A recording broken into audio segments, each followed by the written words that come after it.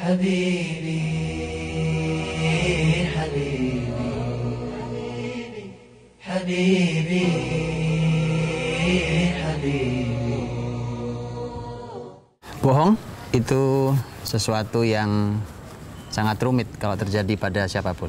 Kalau itu terjadi pada keluarga kita, umpamanya pada anak kita atau pada pasangan kita, alangkah rumitnya menyelesaikan masalah. Itulah mengapa Nabi Shallallahu Alaihi Wasallam menyampaikan wa iyyakum wal kadhib fa innal kadhiba yahdi ilal fujur wa innal fujura yahdi ilan nar. Kalian harus menjauhi dusta, karena dusta itu akan menunjukkan pada pintu dosa-dosa yang lain. Mari kita lihat sebuah riwayat di mana ini pernah terjadi zaman Nabi Shallallahu Alaihi Wasallam. Sebagaimana diriwayatkan oleh Imam At-Tabrani dalam Mu'jam Kabirnya, juga Abu Nu'aim Al-Asbahani dalam Ma'rifatus Sahabah. Yang bercerita adalah pelakunya sendiri, yaitu Khawat bin Jubair radhiyallahu anhu. Khawat menceritakan bahwa suatu saat kita dalam perjalanan dengan Rasulullah SAW, kemudian kita berhenti di sebuah tempat yang bernama Marrud Dhahran. Marrud Dhahran itu kurang lebih tidak terlalu jauh dari kota Mekah. Kemudian Khawat mengatakan begitu pasukan berhenti, kemudian membuat tenda-tenda. Khawat melihat ada beberapa gadis yang cantik-cantik, gitu ya. Kemudian Khawat berdandan sampai kemudian dia duduk bersama gadis-gadis yang cantik itu. Dia tertarik.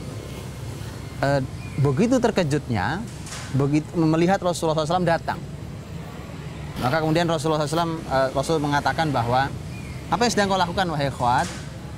Khawat dengan gugup, dengan wajah yang kaget, dia mengatakan, ontaku lepas ya Rasulullah, terus saya tadi mencari onta saya. Siapapun, tidak usah Rasulullah SAW, kita saja membaca kisah itu, kita akan tahu Khawat bohong, Khawat dusta. Apa hubungannya antara onta yang lepas dengan dia duduk bersama para gadis itu? Nabi tahu bahwa Khawat dusta.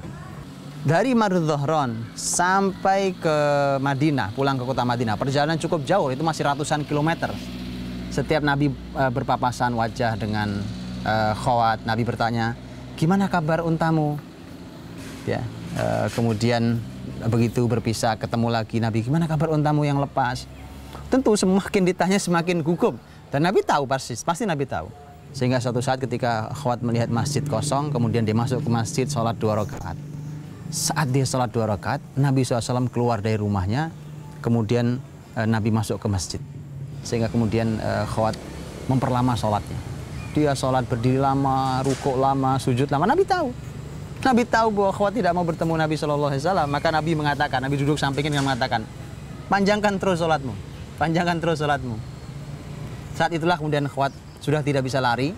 Dalam hatinya, dalam sholatnya dia mengatakan, saya akan jujur kali ini pada Rasulullah SAW, saya akan katakan apa, dan saya mengaku salah.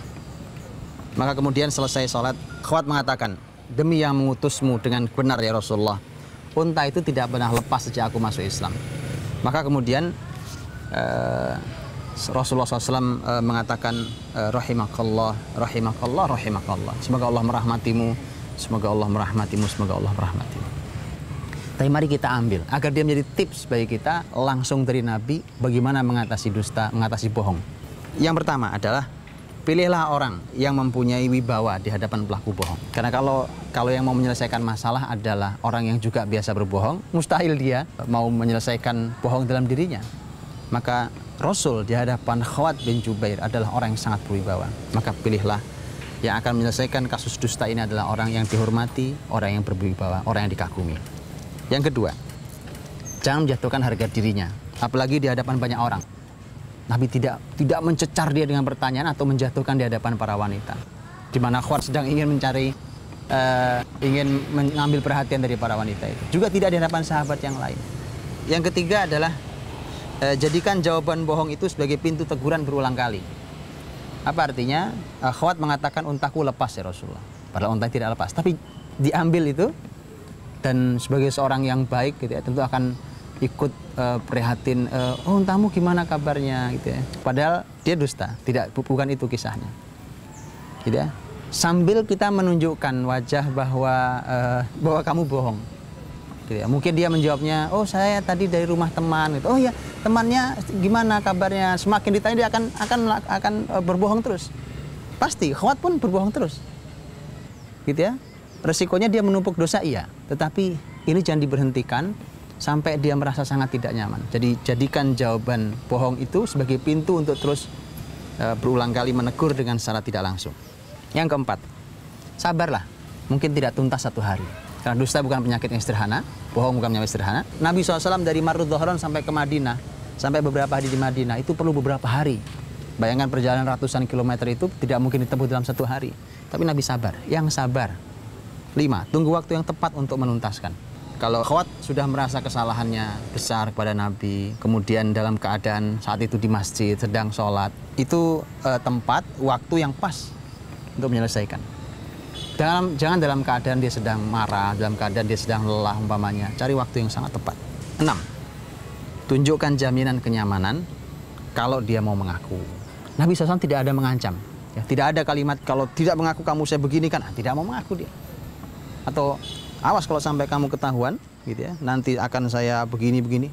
Tidak mau mengaku. Nabi SAW tidak melakukan ancaman apapun. Nabi SAW memberikan kenyamanan. Kalau memang mau mengaku, mengaku. Yang ke-7, kalau dia sudah mengaku, tidak usah dibahas lagi. Selesai. Nabi SAW ketika Khawat mengatakannya Rasulullah unta itu tidak pernah lepas, apa kata Nabi? Semoga Allah merahmatimu, semoga Allah merahmatimu, semoga Allah merahmatimu. Dah tidak dibahas lagi. Mengapa kamu kemarin dusta sama saya? Mengapa kamu mengatakan unta lepas padahal itu bohong? Dah, tidak ada. Bukankah tujuan kita adalah ingin menyelesaikan dusta dia? Dan dia sudah cukup mengambil pelajaran tanpa harus tegur panjang lebar, tanpa harus dibahas. Yang terakhir, yang ke-8 adalah tutuplah dengan doa. Selalu, apapun, Rasul mendoakan semoga Allah merahmatimu, semoga Allah merahmatimu, semoga Allah merahmatimu. Ini tips dari Nabi, tips Nabawi mengatasi bohong. Dan kepada siapapun, termasuk keluarga muslim, selamat mencoba. Mudah-mudahan ini adalah sesuatu yang istimewa yang bisa kita terapkan di setiap diri kita dan keluarga kita. حبيبي أنت رحماني أنا إن تبت مناني وإن أذنبت رجاني وإن أدبرت ناداني وإن أقبلت أدناني وإن أحببت والاني وإن أخلصت ناجاني وإن قصرت عافاني وإن أحسنت جازاني حبيبي أنت رحماني